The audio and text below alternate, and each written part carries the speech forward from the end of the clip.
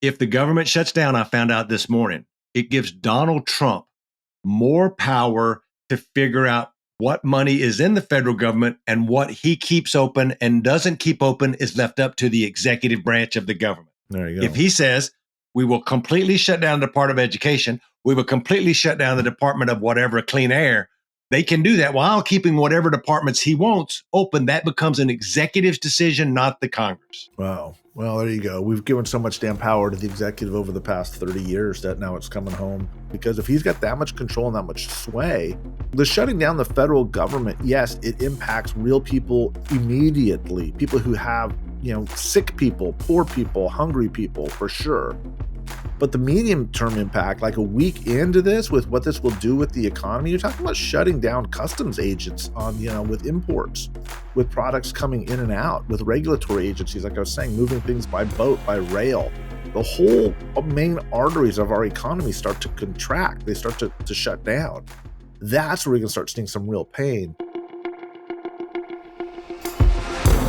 Hello, everybody, and welcome back to the Latino Vote Podcast. This is Chuck Rocha coming to you live from Washington, D.C., and out in Sacramento, where evidently the pollen is outrageous. We have Mike Madrid. It's bad. It seems like every season is allergy season in Sacramento. So, yeah, if I'm a little bit sneezy and sounding nasally, that's the reason why. No other reasons, Chuck. Nothing nefarious. Have you ain't got the COVID shot check? I haven't gotten my COVID shot. Have you? I've gotten one, but I ain't got one recently. But Maha says you don't have to worry about the COVID no more. That's over. Tylenol. And so is immunizations. Yeah. Just don't take Tylenol. You'll be fine. Oh, my God. The only people, Jimmy Kimmel was so funny last night. The only folks who've had a worse 48 hours than Jimmy Kimmel was the CEO of Tylenol. Or better with the lawsuit that's going to be coming. I mean, it's so cut and paste. Cut and that's dry a good here. point. I mean, my God. I've never seen a product being attacked by the president of the United States with no evidence, first ever, but then second with such flimsy evidence. I think it's gonna be a payday for Tylenol. I never thought about that, but I don't think about the business aspect of it, but I am sure you're 100% right. We missed you last week. And also, before we get into talking about last week's episode, thanks everybody who saw me off from the Brown prom week we had last week when all of the Brown bigwigs were in town and we had a big gala. It was nice. I got to see our buddy Alex Padilla, Mike. I got to see all the congressional members. And then the next morning at 5 o'clock in the morning afterwards, me, Rick Torres, Luis, my business partner, and Alexis Acevedo all got on a 5 a.m. flight from D.C. and flew to Miami and fished in a fishing tournament. I know Andres will put up a lot of pictures. The good news is that we did really, really good. We didn't win, but I caught 5 of 7 species. For the first time ever, I actually hooked all 7 species. You got to catch 7 species of fish over 2 days. I hooked all 7, only got 5 in the boat, and only 1 guy fell out of the boat. And it was Alexis. I got a great picture of him climbing his big ass back in the boat. Andres, make sure you put that picture up because Alexis is going to be pissed I put that out there. We need to get you another hobby beyond fishing, brother. I mean, I get it. I appreciate it. But at a certain point, we don't want to care how many 7 species of fish you caught. Just the damn fish. Oh, my God. It was so amazing. Anyway, we had a great time. But what you'll care about, no, you won't. But we raised a lot of money because it was a benefit tournament for the Everglades. Tens of thousands of dollars. I think every year we raise between $30,000 and $50,000 for this tournament. Give it all to charity for groups like Captains for Clean Water, other folks that are working for now in Everglades down there to protect this great estuary. But I'm back. I'm safe. I stayed in the boat. Alexis did not.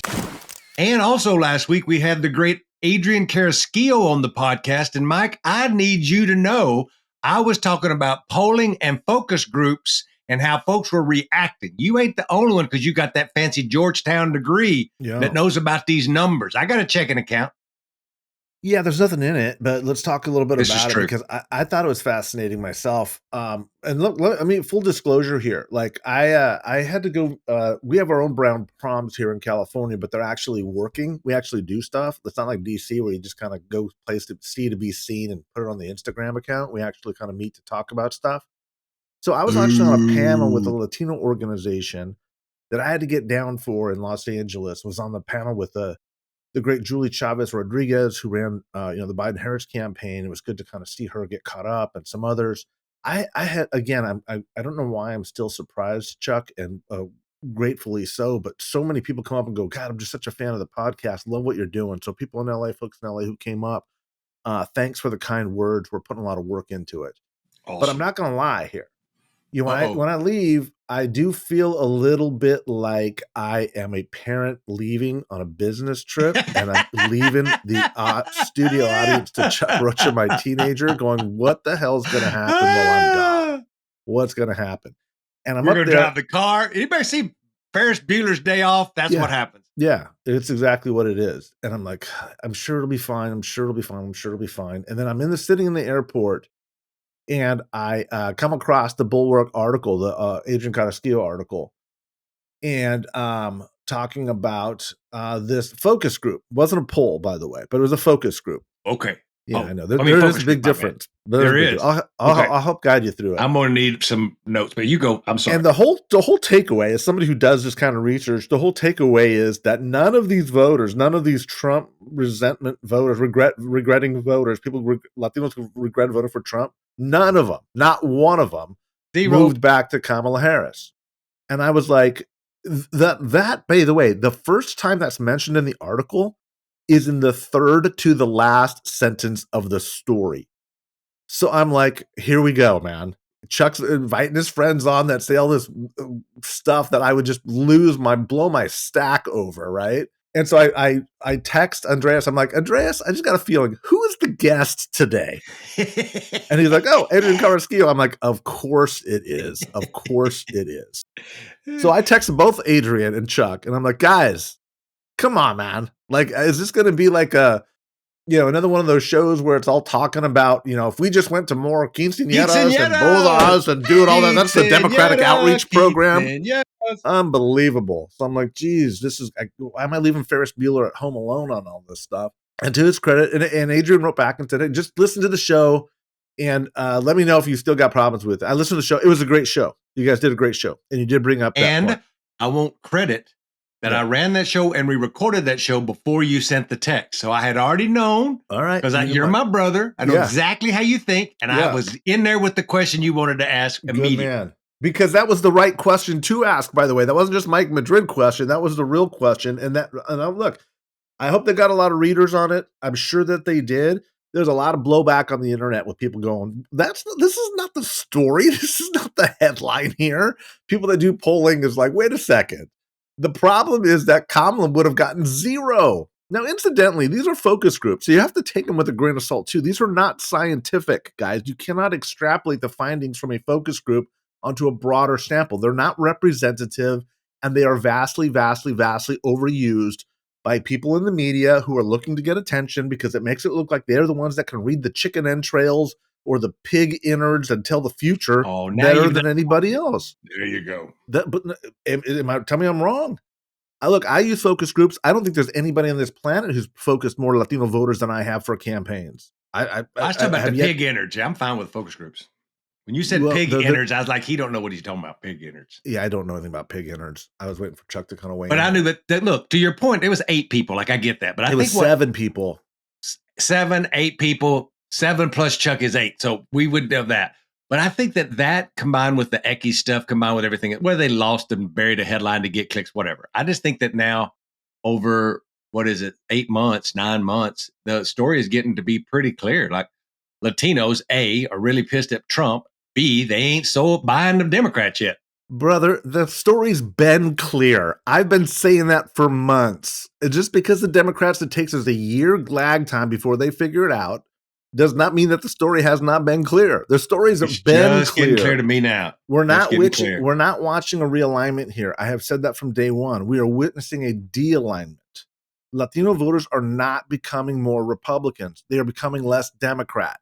That's what's going on. Now, that doesn't mean that's not going to come out and affect, political outcomes. We are now the swingiest voter in America. We are moving more than anybody else, not because anybody's figured us out, but because people have not figured us out.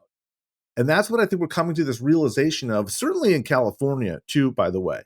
And to me, that is one of the most profound stories for the Latino political community, for the Latino electorate, this generation. And which one?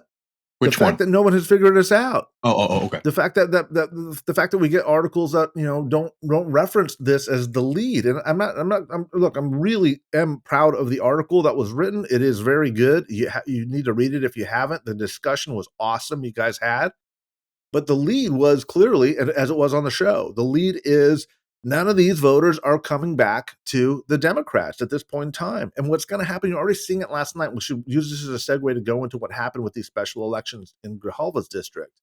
None of these voters, once these voters do go back, and they're going to go back in 2026, Latinos will go back in the midterms. But the Democratic Party has not, they're not even asking the right questions, let alone getting the right answers. And that's what really, I think, was illuminated. It's like, there's just such a lack of understanding. And it's because it's a lack of desire to understand is what I'm coming to terms with. Not just on the Democratic side, although it's most pronounced because they're losing elections up until this point. But the Republicans, they're not trying, dude. They're not even attempting to say that they've got some sort of answer to the problems. They were winning votes despite their best efforts, not because of them. Again, I've said that many times before. I wrote that in the book. But at a certain point, it's upon all of us, everybody listening to this podcast, not just these old, curmudgeons, Mike and Chuck. Chuck's older, by the way. I'm prettier.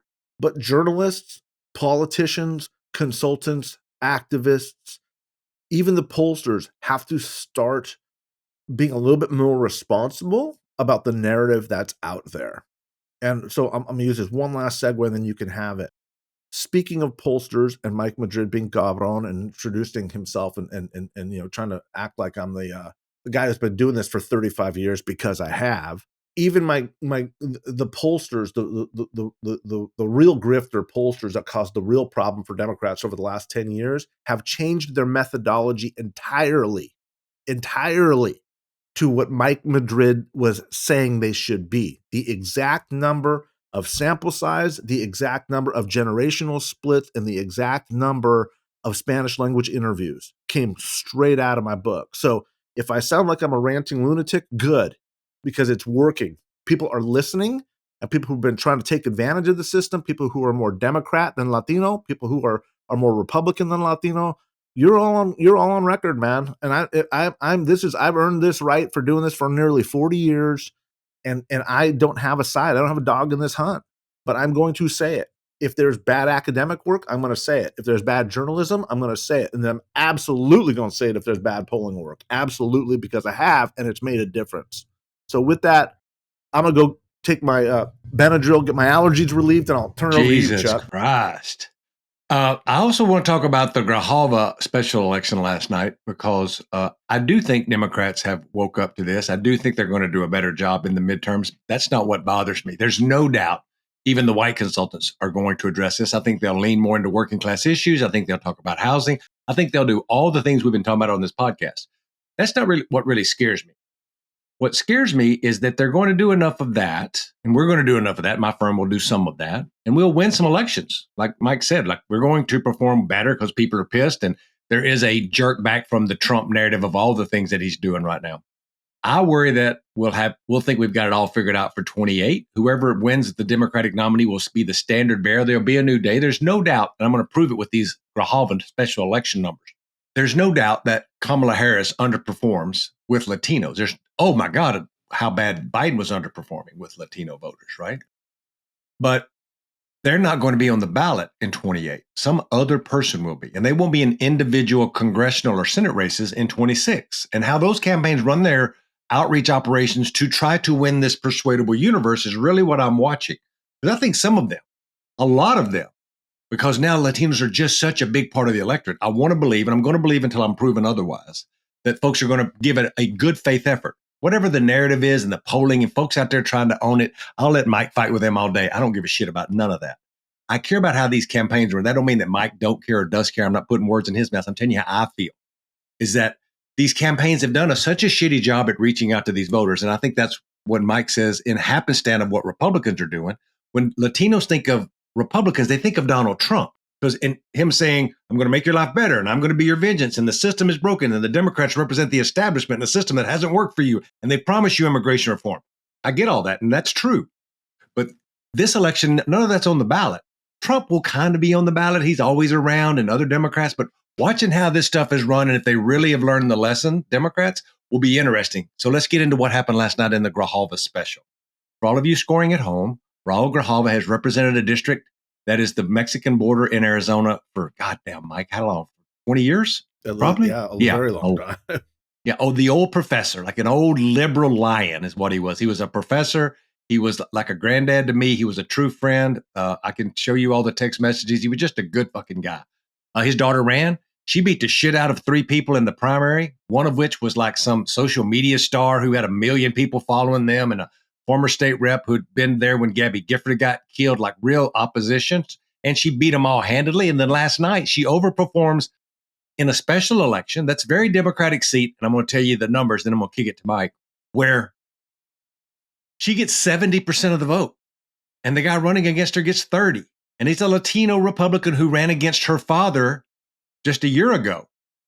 Now, she overperforms last night in a special election, the Harris number in this district by 22 points. She overperforms Harris last night in the special. So keep that in mind. The overperformance is 22. I tweeted out this morning some breakdowns of overperformance by Democrats by county, if you want to look at that on my Twitter. But here's the point where people I think are missing. And I think this kind of goes to what my point is of talking and not pushing back on Mike, but giving another alternative. She overperforms Harris, but she only overperforms her daddy by 7 points, which is still a great overperformance. But there is a huge gap, y'all, between Kamala's number and the Democratic Senator Ruben Gallego or the Congressman Grijalva, who are performing better locally with Latinos than the top of the ticket, which is just tanky. So telling you all those numbers, Mike, of the Kamala and the congressional race and the others, what do you think of what the special election tells us? Well, I think the special elections last night told us a lot about what the narrative has been since Trump got elected. You're not looking necessarily for Democratic wins. There were a lot of races where Trump won by 50 points back in November, and this time the Republicans winning by 11 points. That's what you're looking for, is the closing gap, the margin closing up. Now, there's some qualifiers. Democrats are increasingly becoming, the beneficiaries of low turnout elections as it becomes whiter, as it becomes more college educated, as it becomes higher information voters. The turnout operations for Democrats are basically being shut down, as they probably should be tactically. These are not their voters anymore. And so there will be a question as to whether or not they can fight, because they've never really did a good job of that in the first place, by the way, I would argue. The second is, should they, when they're really not their voters anymore, or less so for certain. But those margins tell the whole story. And when you are seeing the Democrats close the gap this much, that's a rejection of the Republican Party. That is saying we've had enough. We're done with this nonsense. And the question becomes, does it last through the midterms? My belief is it's gonna get stronger before the midterms, because the economy's getting bad. And this is why I say the Democrats still haven't figured it out. The number one issue for Latinos is the economy and affordability. And I'm going to keep saying it over and over and over again. If you watch the Prop 50 campaign out here in California, their Latino strategy is about the ICE raids and crackdowns. Do you know what ICE is testing? Even from these biased polls that we've been talking about, that Latino pollsters issued just yesterday. Sixth. The number one is the economy. Second is healthcare, mainly costs. Third is affordability, which you would think is the same as number one, because that's just how intense it is. Fourth is housing. All of these issues that Latinos are telling us and have been telling us forever are the issue. And what do? We don't talk to them about that, because we're smarter than Latino voters are. That's why. Everyone's got their own conventional wisdom. All this insider DC bullshit where everyone's like, oh yeah, you want to talk to Latino voters? Look at all the ICE raids that we're seeing on Instagram. Let's run those ads. I'm not saying that they don't matter. And that's, I think, a big mistake people hear when they hear me talk, is seeing that it's either or. It's not either or. But it doesn't begin nor does it end with immigration or ICE raids or crackdowns. It does not. Quantifiably, certifiably, 100%, that's the case. That, brother, is why there's a problem with Democrats closing the deal with all these disaffected Latinos who decided to vote for Donald Trump. What is the Democratic Party selling them? They're not selling them anything, which is why they're not going back. So look, rejecting another party is not a sign of people liking you. It's just at this moment, I don't like that guy more than I don't like you. And that's what Republicans figured out after 30 years. And I'm not saying they figured it out in a smart way. They figured it out in just a lucky way. Democrats are learning that same lesson right now. And I guarantee you, dollar to a donut, what's going to happen is after Democrats have a good midterms, Latino voters swing back by 15, 18 points, they're going to be like, see, we told you. Democrats, all the talking heads on all the shows and all the consulting classes going to start putting out press releases and going out on the show saying, see, this is what it's all about. And it'll be just like 2018. They'll have a record year with Latinos. And then in 2020, they lost a massive amount in 2022 in the midterms. They the only group that didn't come back to the Democratic Party were Latinos. And then in 2024, there was a massive, massive historic rightward shift. And that is the story. That's what Adrian's data, I think, was finding. The Bulwark's data was finding. That's what Ekis's data was showing. Only 30% in Carlos Odio's poll, only 30% of Latino voters who voted for Trump were coming back to the Democrats. That's nothing. That is not a flex, man. That is a warning sign. And like I said, there's still a long way to go, which is good news for Democrats, politically speaking. It's bad for the country because Donald Trump's going to keep causing more devastation and more damage and more wreckage. And I think we're at the point now we're going to start having to ask the question, does turnout really suffer even more when Latinos become even more disenfranchised and more disengaged and start saying both these parties are now a complete train wreck? I think that Democrats in the midterms will lean into this economic populist message that to win back these voters. And I think a lot of it will be about Republicans cutting Medicaid. I think it'll be a lot about their corruption and them making themselves rich. That's what I think will happen. I'm already seeing ads that are starting to run by Democrats in English and Spanish and Latino areas talking about affordability. But they get to be the standard bearers this cycle because it's the midterms. The congressional ones get to run the messaging in the congressional race and the Senate races. Whoever wins the primary, whoever really leans into this becomes the standard bearer for the Democrats. And I think that they will have a message. Part of it will be we're not Trump. And I get that, right? And all these people think they have us figured out. I was just going to say that is the two messages you brought up were anti-Republicans. They weren't pro-Democratic Party message. And that's exactly a problem. And I said I said last week on the podcast, I keep saying it on this podcast to what their commercial is going to be. And it is a good commercial when he says, us Republicans made you these promises. We kept these promises. We secured the border. We cleaned up these blue cities that were out of control with crime. And we took your taxes off of tips and overtime. What's Democrats doing for you? And we have to have a response saying, this is our vision. This is who we are. This is how and that's when you go, the price of your life has went up because of Republicans. Everything costs more because of them. And here's what we're going to do to fix that. That's what the message has to be. And I think some Democrats are smart enough to figure that out. Is it enough of them? Will we actually see it? We'll see. Of course, Mike Madrid don't believe that because we haven't done it before. I've got to be more of an optimist, and I am that we will, because if we don't, we're going to lose more and more and more elections as Latinos become more and more and more important in the things that we're doing. And when we talk about this district in Arizona, it's not they have some Latinos, y'all. You should know that the Arizona district is almost all Latinos. So the Democrats there, the Republicans there are Latinos. The Latino that ran against Grijalva is a Republican Latino that ran against her father. So it was a rematch of Grijalva against this guy's last name. I forgot it. It was a weird spelling, but it was almost the exact thing. She got 70, he got 30 in the last race. The father got 62 and he got 30. Like it was the same thing, right? But now it's a special election. The names are the exact same on the ballot. It just shows, again, the message, the understanding of these more educated, high turnout, high propensity voters being there for us. But this ain't about white people in this district. 30% of this district is white, but 70% of it is Latino. Majority of these people are Latino. So y'all need to know that when you're thinking about what does these leaves tell us, right, Mike? I think that's right. I continue, especially on a border community like that. And look, I haven't looked at the ad matrix very closely and with what they were running. I just think it's enough at this moment to be anti-Trump, and it will be through the midterms. But that again is the mistake that the Democrats made in 2018, was thinking that was going to be enough. It's not. And so what they did was they did not have a policy or platform to run on. So let me give you another very specific example. This is free multi-million-dollar advice here, Democrats. And I say it freely because I have very, very little expectation you'll use it. The number one issue for Latinos economically right now is being against the tariffs. We've had these tariffs and this tariff discussion going on for months. Have any of you seen a Democratic ad targeting Latinos on the tariffs? No, not one. You're probably going to see a lot of ICE ones. We're seeing them in California right now.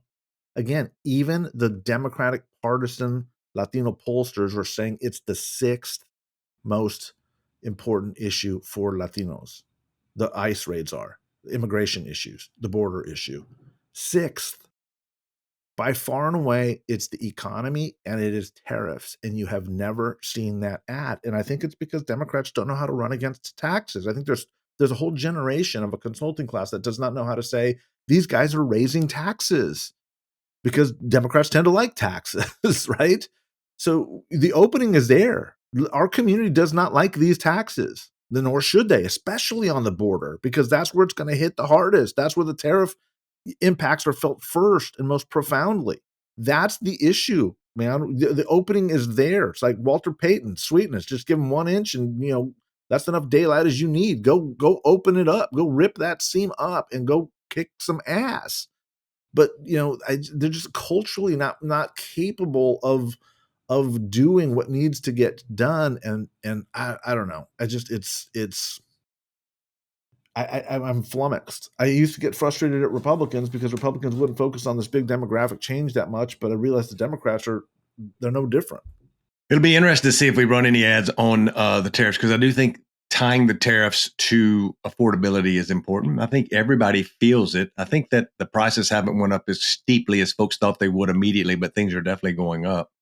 I think that also leads into what's happening here. You're probably listening to this podcast on Friday or Saturday coming up. Let's see, this is probably going to be air around the 26th, 27th. Andreas hates when we do that because it comes out around that time in the weekend. And that means we're leading into a government shutdown. And what does that mean to voters? Do people really care about government shutdowns? Is it something folks don't feel it in their everyday lives? It's not something, unless you stop getting a Social Security check or some kind of benefit that's requested to you. I'd love to know, Mike, your opinion of who benefits or who will get hurt if this government shuts down, which I'm almost guaranteeing that it will on the first day of October. Wow. You're obviously a lot closer to this issue than I am, because you're right there in DC and you're right there on the Hill and talking to folks all day. What I will say is this: it's hard for me to believe that they will blame anybody other than the Republicans. But what's important is right now, the Democrats should be messaging broadly on this and starting to blame them now. And the reason why is because Republicans are obviously shameless liars, and they're going to get out there and they're going to start blaming the Democrats. And the Democrats will take the bait by engaging in a debate about who's right, who's wrong. And once the Democrats start to engage in that nonsense, they will lose. And the reason they'll lose is probably not for the reason people think. The reason is because the megaphone that the Republicans now have is so enormous. They are so dominant on all of the media platforms now that whatever messaging, and they're incredibly disciplined about this. And again, it's not organic. It's all paid. There's many hundreds of millions of dollars pumping this Republican message onto Sinclair, onto Fox, onto the podcast ecosystem. Social media is just rampant with right-wingers. We haven't talked much about Larry Ellison taking over TikTok, but the reason why we're going to get TikTok is because Trump is going to give it to one of his other billionaire right-wing buddies. TikTok is going to look very, very different in the next few months than it does now. Your algorithms are going to look as bad or as worse as the transition from Twitter to X. TikTok's about to change. It's not going to be the platform of the resistance at all anymore, if it ever was. But it's really going to get crazy. So it's harder for the Democrats in the first place to start making that pivot point. So they need to start making it now. October 1st is not a long way away, Chuck. It's a week. I mean, it's a week. Yeah. They're all shut down right now. Like, the thing is that this is, for those of you listening, you probably all know this because you're nerds like we are. Republicans passed this clean CR through the House last week, at the end of last week, last Friday. And so it goes to the Senate. You have to have 60 votes in the Senate to do this. And there's no way Republicans can do this without Democratic help. And the last time this happened, boys and girls, I remind all of you, Chuck Schumer originally said, we're not going to help them. And then at the end went and got 8 people and passed it, and they kept the government open because he didn't want Democrats, quote unquote, to be in charge of shutting down the government. Well, he took so much shit from Democrats that I don't see how he lets that happen again, no matter what the outcome is. And I think that we're far enough away from the election and that he wants the base of the party. And that means not the far left, but just everyday. There's a reason why Democrats' popularity is 29%, because Democrats are mad at Democrats and the way the Democrats are handling this. So they want to see a fight back. And so this gives them a reason to do that. And there's not, in my opinion, a lot of political blowback. It doesn't hurt the Democrats to shut the government down. It hurts people. Yeah. It hurts federal workers. It hurts lots of things in our government. But politically, a year out from a general election and this thing shut down for a week, 2 weeks, 4 weeks, 6 weeks, politically, and I don't think it should shut down. I don't think people should lose their jobs and all those things. But politically, I don't think that there's a price to pay. But I do think Mike is right about the echo chamber, because they've just proven it over and over again that they're better at that than we are, because we don't have the infrastructure of the Fox News, the podcast, the social media page. Like, they got that down to a science now, and they're better. We're trying to catch up. We talk about it all the time. So I think that's going to be the real interesting thing. And the last piece I'll ask you, Mike, is Democrats are trying to draw a line in the sand by saying that they would do this if Republicans would extend the Obama tax credit for healthcare. They think that making healthcare and the rise of the healthcare costs that will happen if they don't extend these things come January 1 is a winning message for them. And I can see that for sure, especially there's a lot of Trump supporters. But I wanted to let you know, kind of give you the behind the curtains here on DC about what the Democrats are fighting for. The Democrats are going to make this about healthcare? They're going to make it about these Obama tax care. Even me explaining it sounds, but it's poor people's healthcare's subsidy is what it is. Yeah. I mean, yeah, I guess that's a good They message. expire at the end of the year, Mike, and if they don't extend it, it's going to go up like 65% for everybody. I see. I mean, yeah, I think that's a good message. I don't know if it's a core message, but I mean, who am I? I'm not looking at their research. I'm hoping that that's the right message. Does it feel right to me? It feels like there's so many other better messages, because think about what this is going to do to the economy. The government shuts down, the stock market tanks, don't it? Not only that, but I mean, think about all of the government entities that are required to actually make the economy move. When you're starting to overlook, regulations for the rail system and ports. Let me interrupt you, Mike. Yeah. I found out this morning. I want to put this out there before you answer, because I think it affects your answer. If the government shuts down, I found out this morning, it gives Donald Trump more power to figure out what money is in the federal government, and what he keeps open and doesn't keep open is left up to the executive branch of the government. There you go. If he says, we will completely shut down the Department of Education, we will completely shut down the Department of whatever, clean air, they can do that while keeping whatever departments he wants open. That becomes an executive's decision, not the Congress. Wow. Well, there you go. We've given so much damn power to the executive over the past 30 years that now it's coming home. Look, I mean, maybe that's the ultimate objective. Maybe they want it shut down too. Maybe Trump wants it shut down and says he's got a lot of leverage. He could say, if the Democrats want to shut down the economy, which is what he's going to say, and then, the Democratic leaders are going to get up and say, no, this because of Section 2 and 8, this, da, da, da, da. And people are going to tune out. He's going to say, well, look, I'm going to by executive decree, I'm going to start opening up these parts of the economy to protect these people, to protect these workers. And Democrats are going to be standing there with their, what in their hand going, what do we do here? That makes that makes perfect sense, Chuck. And yeah, it does affect the answer, because if he's got that much control and that much sway, the shutting down the federal government, yes, it impacts real people immediately. People who have, sick people, poor people, hungry people, for sure. But the medium-term impact, like a week into this, with what this will do with the economy, you're talking about shutting down customs agents on, with imports, with products coming in and out, with regulatory agencies, like I was saying, moving things by boat, by rail. The whole main arteries of our economy start to contract. They start to shut down. That's where we can start seeing some real pain. if he can go in with a pen and start saying, we want to open this up, want to open that up because the Democrats won't put up a vote on this, that gets really fascinating. That gets really interesting, especially with the size of the megaphone that the right wing has. And I'm not too sure that Republicans lose that fight. I mean, what do you think? I don't think nobody pays a political price immediately. I think long term, there could be real political prices. And certain things rednecks would only think of is that this is the beginning of deer hunting and bow season in the West. And if you shut down the government, you shut down public lands and national parks.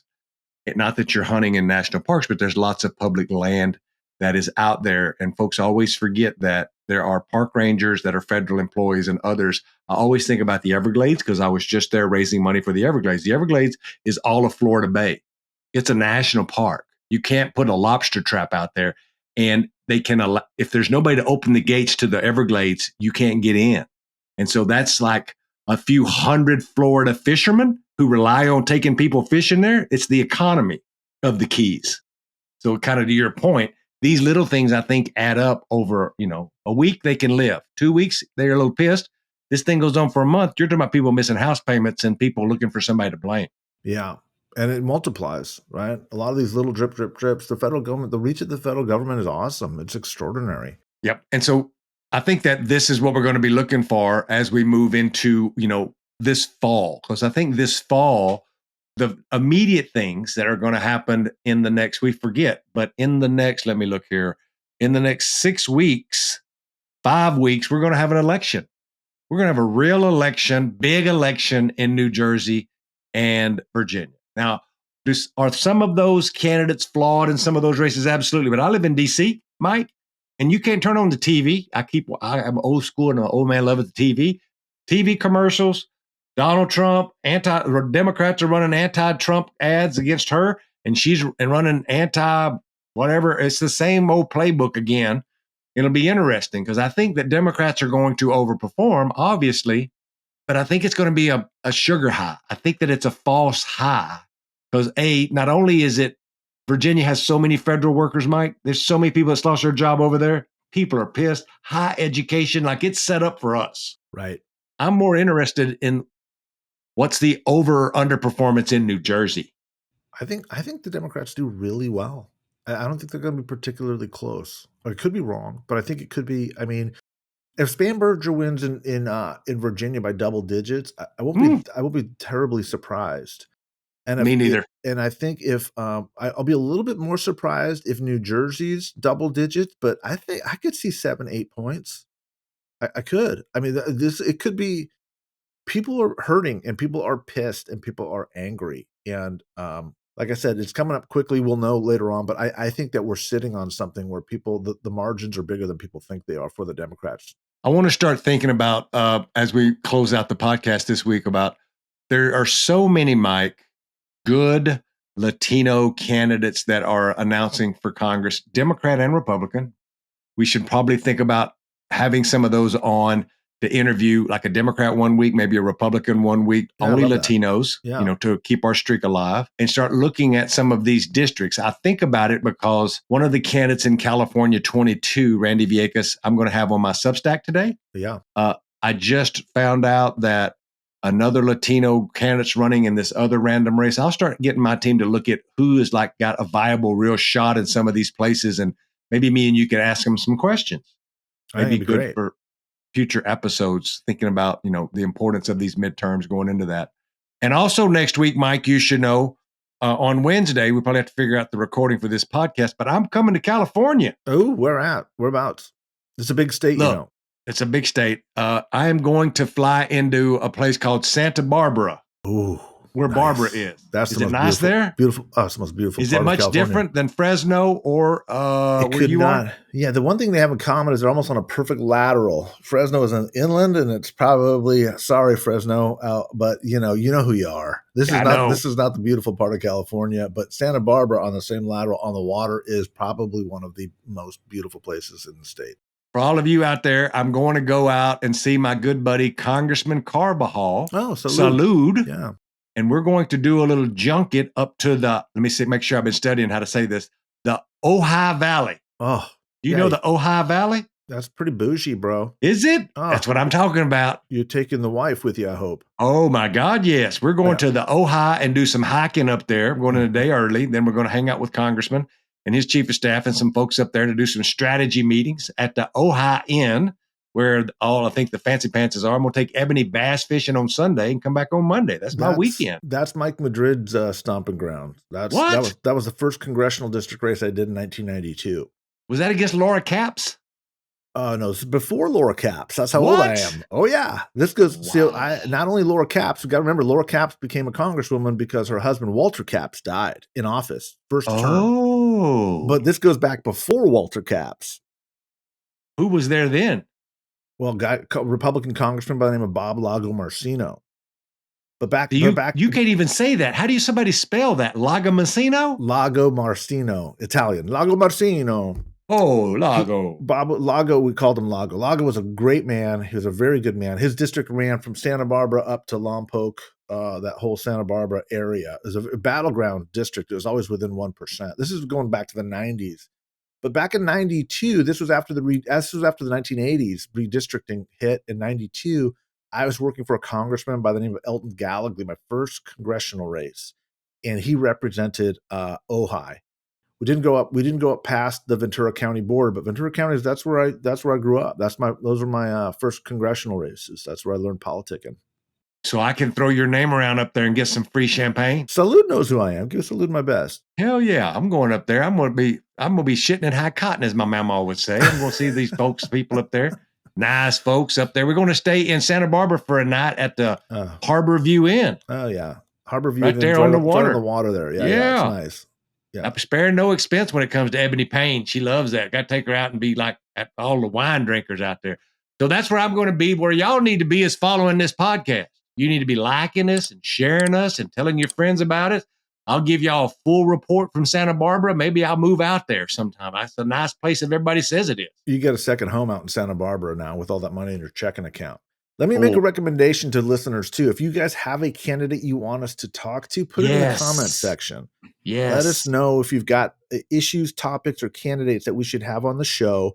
We're going to try to do as many as we possibly can, as many that make sense. But if you've got good stories, good topics that we're not addressing, let us know. Good guests is what we're always looking for. But comment, share, help us build this community. Again, Chuck, I was stunned. Like people that I know a lot of people that are in the activist community in the state doing it for so many years, but people were coming up I'd never met before saying, man, I love the show. I really appreciate what you're doing. That's what it's all about. It's all of y'all out there. We don't take you for granted. We really appreciate all you listening and sharing this. And for the candidates, make sure they're a Latino candidate. We only talk to Latinos on this podcast. There's plenty of other podcasts for all those other candidates to be on. We want to lift up our own hint they hear. And it don't matter if they're Democrat, Republican, or independent. We do love you all for watching us each week. Like I say, every time on the way out, if you're lucky enough to still have your mom or your dad, you give them a call this week. Tell them you love them. And until next week, me and Mike Madrid, we love you.